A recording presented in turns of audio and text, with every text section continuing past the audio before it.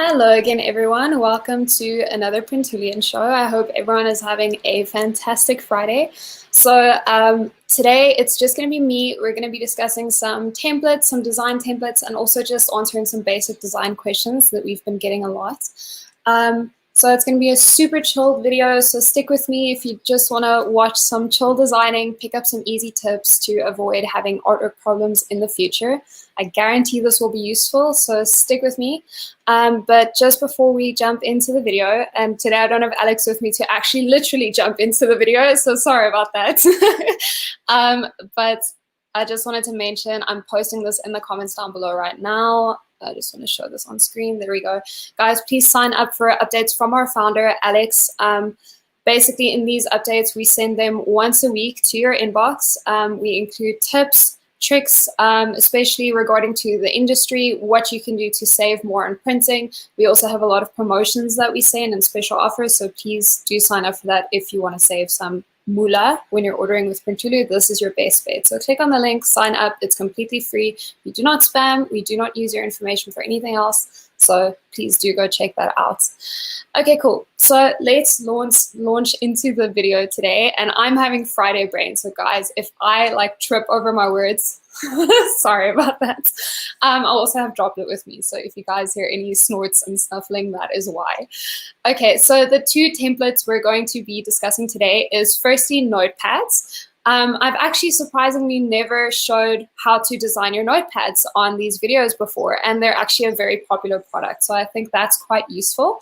And also we're going to be looking at our box frame template. So a box frame is, which slide is this? A box frame is what I have here behind me. It's basically a cool alternative to a very expensive canvas. So if you want to print on something like, if you want to get something like a canvas for your apartment or for your house, like I have, I love my box frames. I have one up there in front of my, on top of my TV as well. I love them. They're one of my personal favorite products that we offer. So please do go check that out.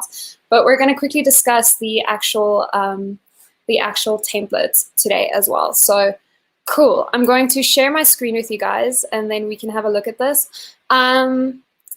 All right, let me open up my Illustrator window. I think let's get started with the notepads. Guys, if you have any questions, please pop them in the comments down below and I will answer them. I'm just going to do my quick tutorial, and then afterwards I will check if there are any questions and I'll answer them. So if anything's unclear, please let me know.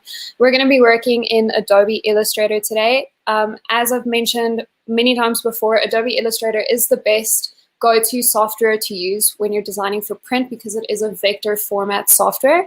It uses vector, and this simply means that anything you create in Adobe doesn't pixelate. So you can scale it up as large as you want to, and it won't pixelate. So this is your best bet. Adobe is a very user-friendly software as well. I would argue that it's probably the most user-friendly out of all of the Adobe programs. So if you want to invest in this is definitely worth it. Otherwise, please make use of our design services. We have an awesome design team that can help you with your designs. Cool, okay, but let's get started. So first, let me show you what the template actually looks like for the notepad. This is what you would receive. So on the website, we do have an option with cover or self-cover. With a cover, you basically have a cover to your notepad. Self-cover is if there's no cover and the first page on the notepad is already lined, or however you obviously want to design it, it's up to you. But basically, it doesn't have a separate cover page. So that is up to you, but this is the standard template you will get. And also, you know what, I'll launch into the box frame template just now. For now, let's stick to notepads. I'm actually not going to be working from the template today. You can, and you're more than welcome to download that from the website or ask us for it if you need it. But for today, let's just stick with a simple A5 notepad. I usually have a format here. Here we go. So A5 is 148 by 210 mils. So I always set up the bleed for 3 millimeters all around. And CMYK color value, this is very important that you're working in CMYK, and 300 dpi quality. That's super important. You can name it here already. I'll show you how to name it afterwards. So here you will have 2 artboards if you want to create a cover. If you don't want to create a separate cover, you're just going to have one. Today we're just going to have one, but you can always standardize that and change that to your specs. So the first thing that people ask quite a lot is, why are you only sending me 1-page design if a notepad has a lot of pages? Is it going to have lines on all the pages? So if you order self-cover and we send you this one design, this is the design that's going to be printed on all of the pages. If you have a spec where you have a cover page, you will receive a design with 2 pages. The one will be lined as to your specifications, and you will have a cover page as well. So whatever you approve there will be printed on all of the pages. So my first thing that I do is I select the rectangle tool, or shortcut M, and I create a safety margin for myself. Actually, you know what? Usually I go for 3. That is our usual spec, but for notepads, I think it's safer to go with 5. Just get rid of that pesky thing. Cool. I'm going to zoom in, turn on our ruler by Command R. And just create some safety margins for ourselves. Cool, we're going to do the same thing on the other corner. So it's worth noting, I think I've mentioned it in a previous video, but these safety margins don't print. These ruler guidelines, they don't print. So you don't have to worry about them. You can leave them. Okay, cool. Then a standard size is usually, it's really up to you. Feel free to go check out a notepad that you like and just measure the distance between the lines. The standard is about 7 mils. You can go as small as 5. I wouldn't go any smaller than that. No one really writes that small. So but the standard is around 7. So you can basically use this little box as your measure. That is what I do. It is the quickest way. And then you go ahead and select your pen tool or shortcut P. Hold in Shift to keep it a straight line. Select stroke here so that it's an actual line. And then Command F to copy and paste it in the same position. Cool. Now I am, hold on, being a bit blonde. Cool. There we go.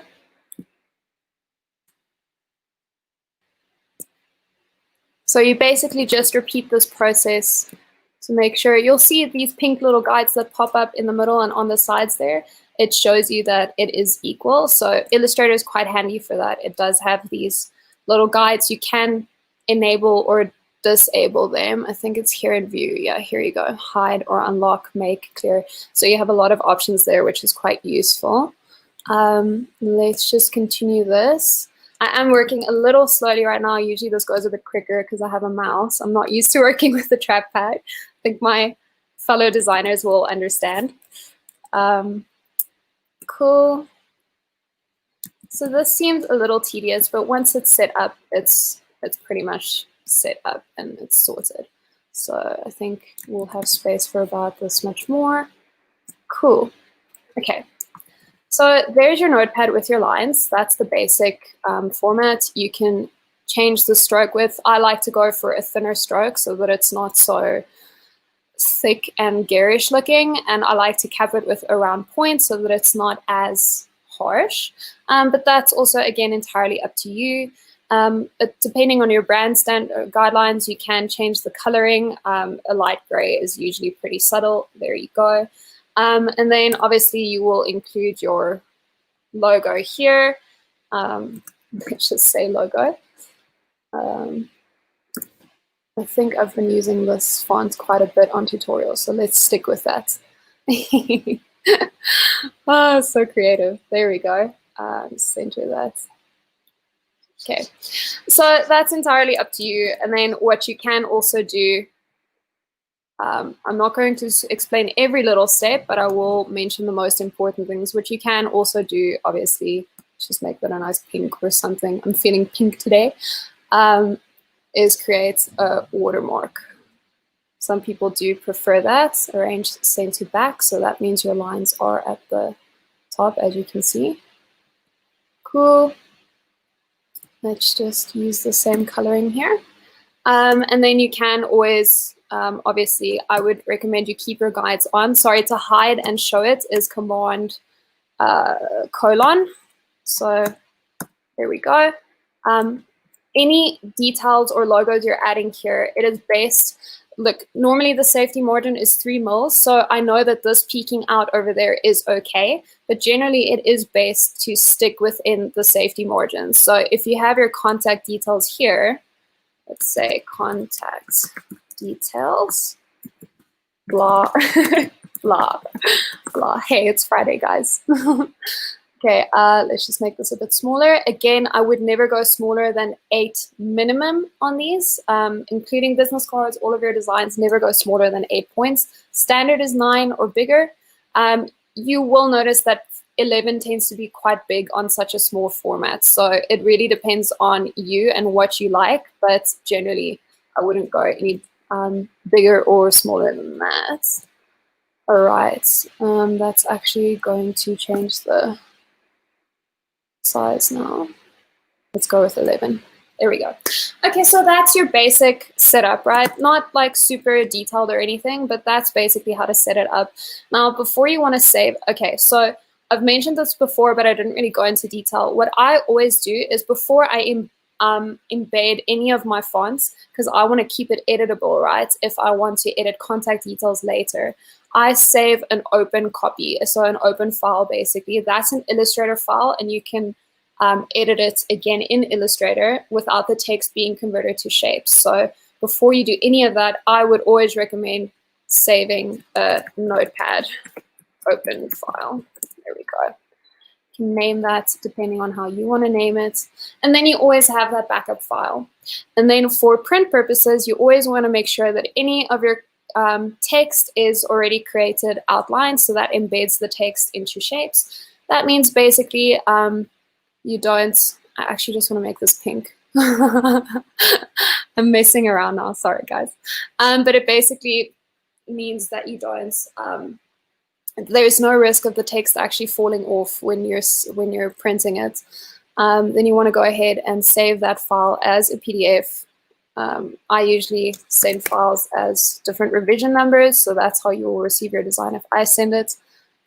And select marks and bleeds, trim marks. You don't have to worry about any of these. Always check the summary. There is no warnings. And if you forgot, it's really not ideal, but if you forgot to set it to CMYK in the beginning, you can set it to CMYK here. But we don't have to today because we set it up correctly. Great, save PDF. And then there is your file. Perfectly print ready with crop marks. That's basically it. So that's the Notepad. And as I mentioned, we do have this template that you can use for different sizes. Today we used A5. Cool. So I hope you guys are still with me. Let me just check. Hi, everyone. Hello. Just a quick reminder before we launch into the next one, guys, please subscribe to updates from our founder. This is basically your best way to save. He sends out these once a week. We do not spam. It's completely free to sign up, and it's the best way to kind of make use of the promotions and special offers that we send out, as well as valuable tutorials, tips, and just kind of mentions of any pricing updates there might be, new products that we've launched. So you will be the first to know then if you sign up to this. We have almost over 2,000 subscribers already, so it's really doing good, and people seem to really be enjoying it. So please do sign up for that.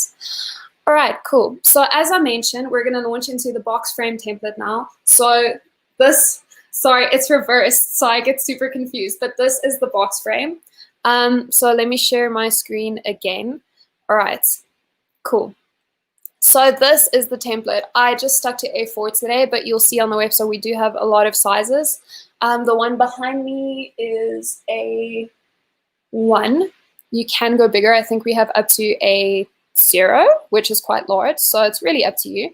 I'm just going to open this one in Adobe. So because our die lines are spot colors, you will get this, and we have edited it, you will get this notification. It's important to keep the changes. You don't have to worry about this, but keep the changes. Do not discard the changes, because then you might be altering the template. So keep the changes that was made on that and say OK. Cool. So that's the nice thing about our templates. They're it's completely editable. As you can see here, I can move things around in Adobe Illustrator, so it's super useful. I'm just going to make this a little bigger, this canvas. Please note that I'm not stretching the actual template, I'm just stretching the space around it. That doesn't matter at all. The only thing is I like having room to work in. So a lot of people see this and go, what the hell?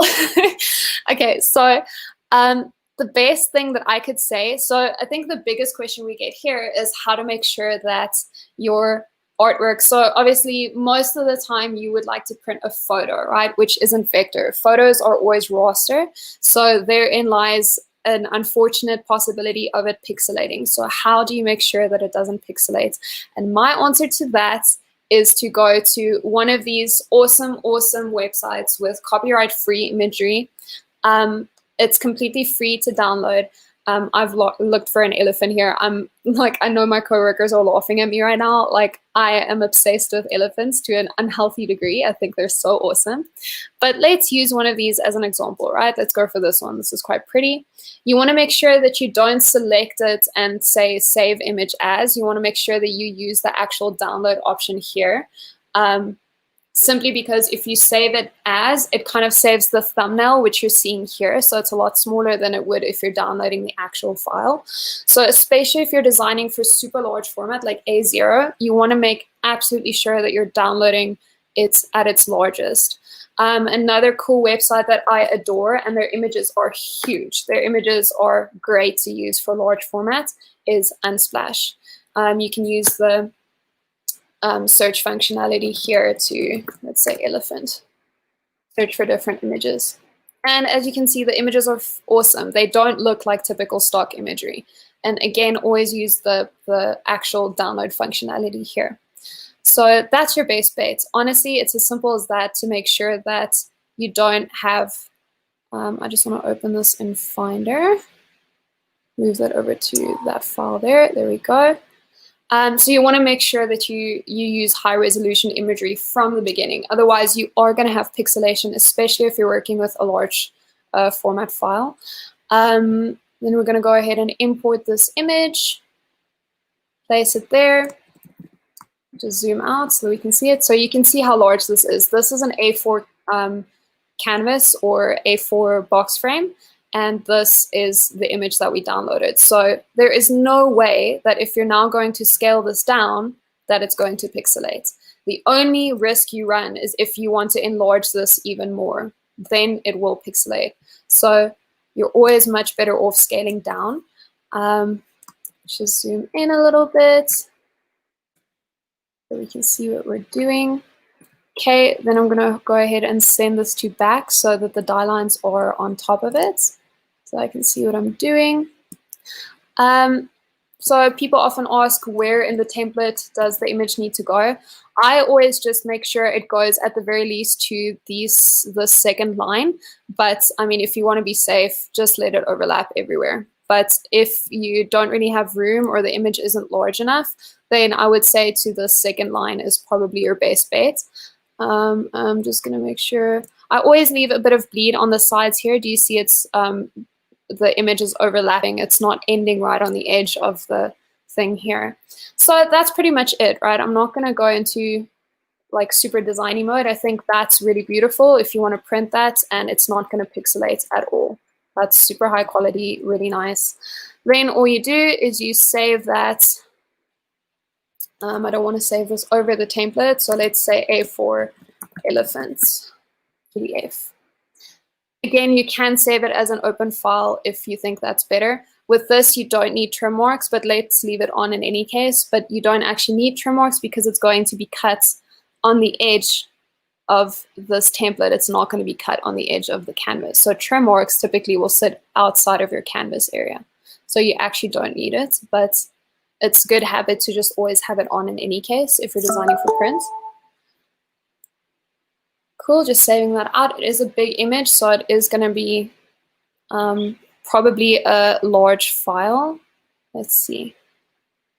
A4 elephant. There we go. There's your box frame sorted. I just want to see how big this is. 104. So typically we don't print sizes larger than 100 megs, but it's super easy you can ask us to distill it for you. We just always ask you to check the file, but basically we're just going to go ahead and distill this file. If you're not familiar with this, I would recommend that you ask us to do it for you. We have the software. Maybe you don't have access to the actual software, so that might be best. I just want to open Adobe Distiller. Okay, cool. And this is the format. If you do use this is the format that you want to go with, PDF X-1A or -1A, sorry, 2001. That is the one you want to go with. And then you just add this PostScript file in here. Okay. And then that's going to distill the file. As I mentioned though, if you're not familiar with this, it is best to ask us to do this for you. There it is saved out, and it's a lot smaller, 13 megs. It's always just important then to check that the quality is still great, which in this case, it is still perfect. So awesome. That's pretty much it, guys. That's let me just stop sharing my screen for a second. There we go. It's pretty much as simple as that. That is how quick it is to design a box frame and a notepad. I hope that helped. If you guys have any questions, please feel free to send them to us so that we can answer you, so that we can help you. And if you're not feeling super confident with the software, feel free to use our design services on the website. We have an awesome design team that is helping with client designs, and if you use our design services, you at least know for sure that everything is designed to spec and won't have any artwork problems. So that is your safest bet. But if you're comfortable with the software, I hope these tips helped. Yeah, please feel free to ask any questions in the comments below if anything was unclear. But that is it from me. Just a last reminder to sign up to the newsletter, to updates from our founder. They're really useful, and that is where we send all of our promotions and special offers. So please make sure to do that. It's free to sign up, and we do not spam. Yeah, I actually think we're launching a new emerging markets entrepreneur episode today. I actually almost forgot to mention that. So please keep an eye out for that. It's going to launch within the next hour. So please keep an eye out for that. It's a super good episode, very exciting. And if you like that content, please go subscribe to the YouTube channel and click the bell notification button so that you get notified whenever we post a new episode on that. Okay, guys, that is it from me today. Thank you for putting up with me for almost 23 minutes. Wow. I hope this helped, and I hope you guys have a fantastic Friday and a lovely